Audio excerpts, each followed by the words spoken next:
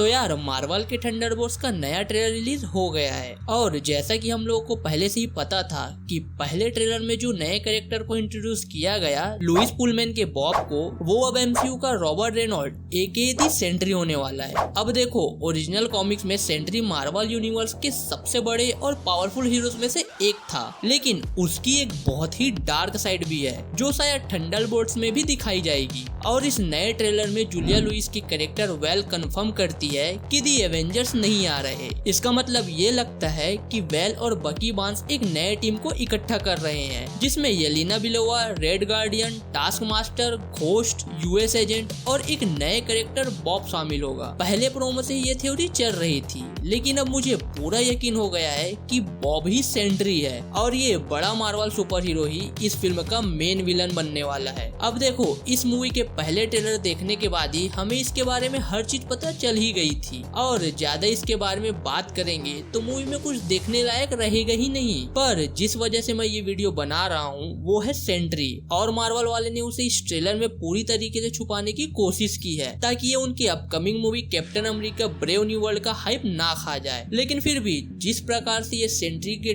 Dark form को इस trailer में दिखाए हैं उस पे बात करना तो बनता है। और अब इस नए ट्रेलर में पूरी तरह छुपाए जाने के बावजूद लुइस पुलमैन का बॉब एक सिल्वर फिगर लग रहा है जो एक फुल सूट और कैप में दिखाई दे रहा है। ये इस बात को और स्ट्रॉन्ग बनाता है कि बॉब ही रॉबर्ट रेनॉल्ड एके दी सेंट्री है जो कॉमिक में ज्यादातर तो एक येलो कॉस्ट्यूम और ब्लू कैप पहनता है, लेकिन इस नए एमसीयू मूवी के ट्रेलर में उसे एक हीरो के रूप में तो बिल्कुल नहीं दिखाया गया है। नए थंडरबोल्ट्स के ट्रेलर में दिख रहा है कि न्यूयॉर्क सिटी पर एक बड़ी डार्कनेस छाने वाली है जो शायद खुद सेंट्री से आ रही है। दिखाया गया है कि वो भागते हुए सिविलियन को मिटा रहा है जिससे ये विक्टिम सिर्फ शेडो बन जा रहे हैं। ये डार्कनेस धीरे धीरे बढ़ रही है और पूरे शहर को कवर कर रही है जो शायद इस नए टीम अप मूवी का सबसे बड़ा थ्रेट होगा। ये सब सेंट्री और उसके एमएनएस पावर की डार्क साइड से जुड़ा लग रहा है और मुझे पूरा यकीन है कि नए थंडरबोल्ट्स ट्रेलर से ये स्ट्रांगली इंप्लाई हो रहा है कि एमसीयू का सेंट्री और उसकी ओरिजिन्स ओरिजिनल मार्वल कॉमिक की कॉम्प्लेक्स जर्नी से इंस्पायर्ड होंगी।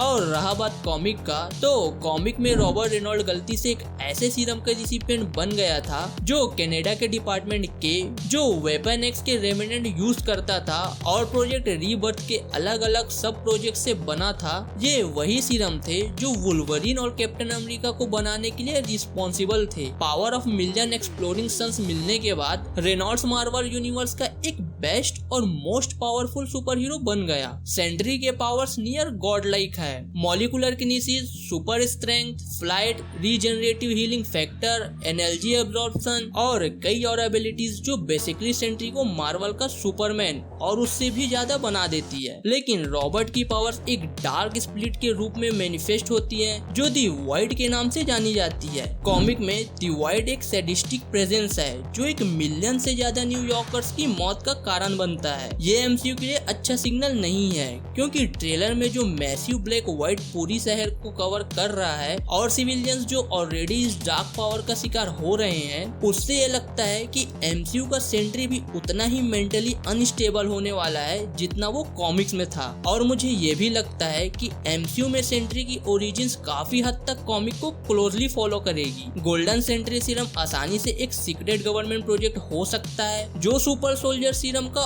और भी पावरफुल रिप्लेसमेंट बनाने की कोशिश कर रहे हो। ये प्रोजेक्ट शायद वेल के अंडर हो सकता है जो CIA की डायरेक्टर है। वैसे कहा जाए तो दी वाइट का थ्रेट शायद सेंट्री को लॉक करने की वजह बना हो, शायद वही फैसिलिटी जिसमें बॉब फर्स्ट ट्रेलर में दिख रहा था और फिर वो थंडरबोल्ट्स के ओपनिंग एक्ट में फ्री हो जाए। ये भी एक्सप्लेन करेगा कि थंडरबोल्ट्स टीम को क्यों इकट्ठा किया गया और क्यों उन्हें उसे रोकना पड़ेगा। लेकिन सबसे बड़ी क्यूरियोसिटी ये है कि ये रिलेटिवली अंडर पावर टीम कैसे सेंट्री और दी वाइड जैसे इंसेन पावरफुल बीइंग को हरा पाएंगी और वाइड एक्चुअली में अनलीश कैसे होगा। और बात करें कॉमिक की, तो कॉमिक में दी वाइड को सप्रेस करने के लिए बॉब की मेमोरीज इरेज की गई थी, तो हो सकता है कि एमसीयू मूवीज में भी कुछ ऐसा ही किया जाए, पर सवाल है कैसे।